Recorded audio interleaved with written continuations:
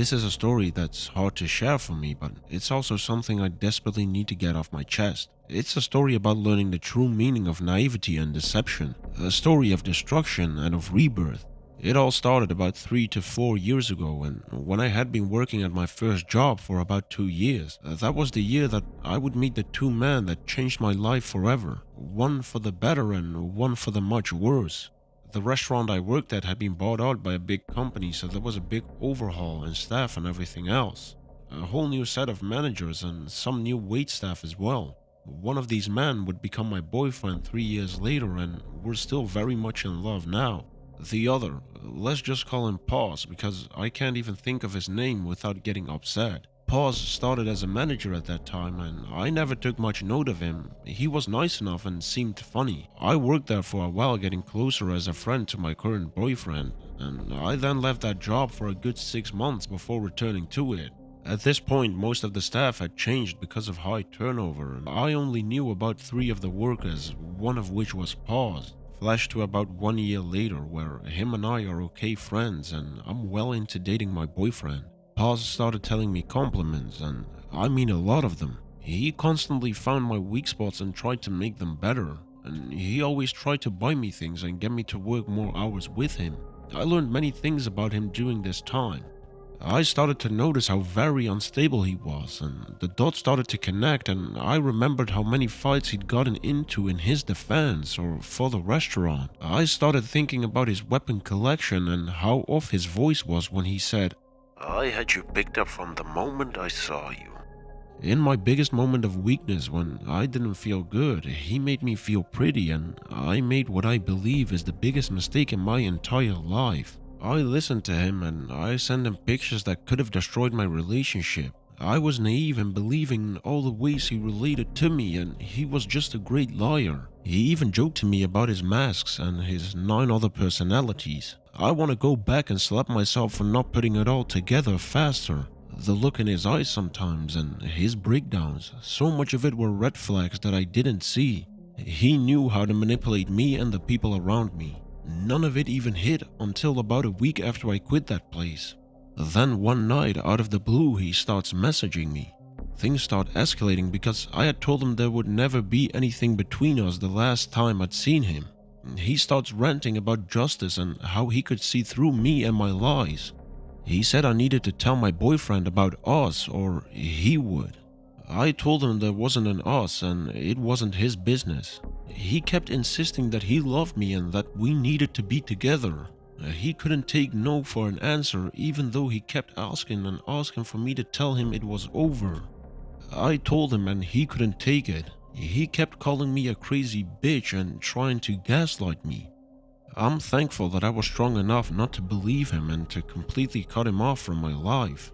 Then it got worse. He started talking in third person, calling himself Jack the Ripper, saying he was going to find me and find my boyfriend.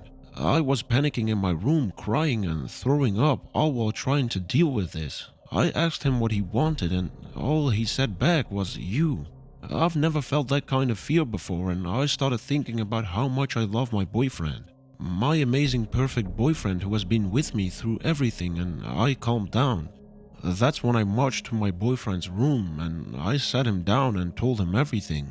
We talked and he forgave me, and it hurt, and I still haven't completely forgiven myself for hurting him that way, but I'm hoping one day I will. I messaged Paz and told him I already told my boyfriend and that he didn't have any more power over me. He then started grasping at straws. He started talking about my other jobs and even my PlayStation account. He's a genius and he's insane. I called him by his name while he was talking in other personalities, and he told me to call him Jack or there would be consequences. I blocked him on everything and I even deleted my Facebook. I disconnected myself from everyone who works there, and I spent an entire day speaking to the police and the principal of my work. While talking to the police, they told me that soon he'll find someone new to target so I could rest easy. But that didn't make me feel any better. I still felt sick because even if he's not fixated on me, that doesn't mean some other poor girl deserves him to do that to her. That experience with the police changed me. What do you do when someone says you have to be with them or he'll kill you and the person you love? I didn't know, and I still don't. I still have nightmares. Months later, after so much therapy and work, I see him twice in one day. I know his car, so I pretty much get anxious whenever I see the color of his car or the make of that car anywhere. One day, my worst fear happened. I was just on my way to my doctor's appointment and my turn was literally one light up.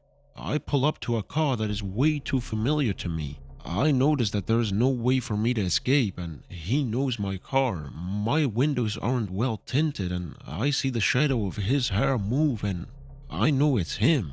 I pull out my phone and call my mom, shaking so bad I had to redial twice. I ended up making 5 different turns to get to the doctor instead of one, and I parked my car very hidden. I was very proud of how calm I was when I walked in for my appointment. It was very hard for me. After my appointment, I meet with my best friend and we go to walk our adorable dog around her house. This guy knew where we were because my car was right there at my friend's house and I see familiar movement from the corner of my eye. I went cold and I see him walking and start to cross the street to the side where we are at. I didn't even say anything. I just dragged the dogs around the corner and kept turning and going until I felt safe. I then told my friend what happened and she helped me calm down, and honestly I'm just very thankful she was there. I'm now writing this 7 months later and I'm still undergoing therapy from this, but I have started to do something very important. I've been reclaiming my space and my mind, and I have slowly started to reach out to old co-workers from that restaurant. And I even went outside of the restaurant to say hi to the managers and servers I used to know. I found out the next day through my good friend that works there, and he said he was uncomfortable, and with he, I mean pause. I then went back for the next 4 days to pick up my friend just to make a point. I haven't had any problems since, and to be quite honest, I'm still going to therapy, but I'm doing better now.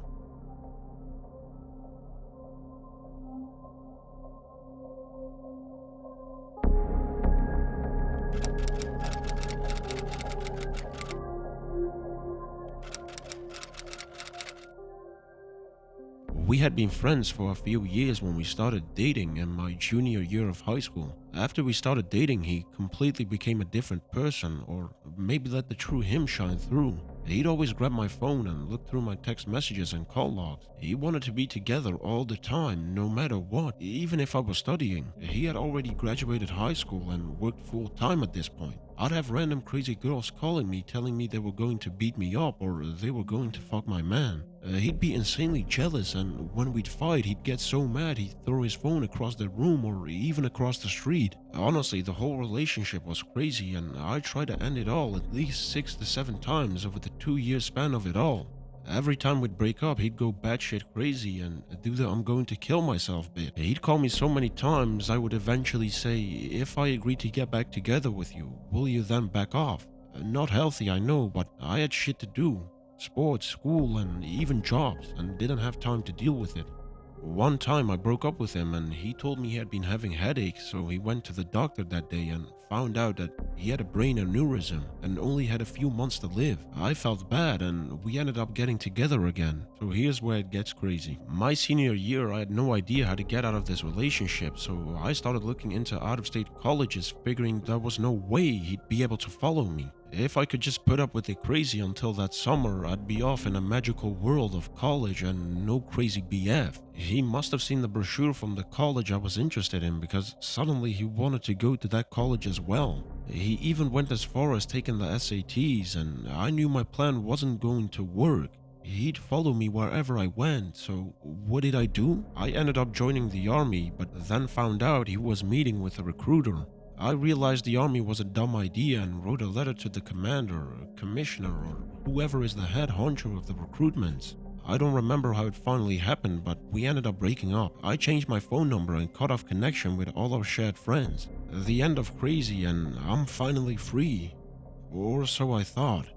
For the next few months after the breakup, until I left for college, he'd randomly show up where I was, at the movie theater and even the tennis courts and even the restaurants that we never went to before. He'd want to talk, but I'd always just say I had to leave immediately. He'd get furious if he saw me with another guy, no matter who the guy was. It could have been my cousin and he would have flipped his shit. I still have no idea how he knew where I was going. Once I left for college, around 19 minutes away, I thought it'd be over. I heard he had come up to my college a few times to see other friends, but I'd stay in my dorm those nights, afraid that I'd see him if I went out.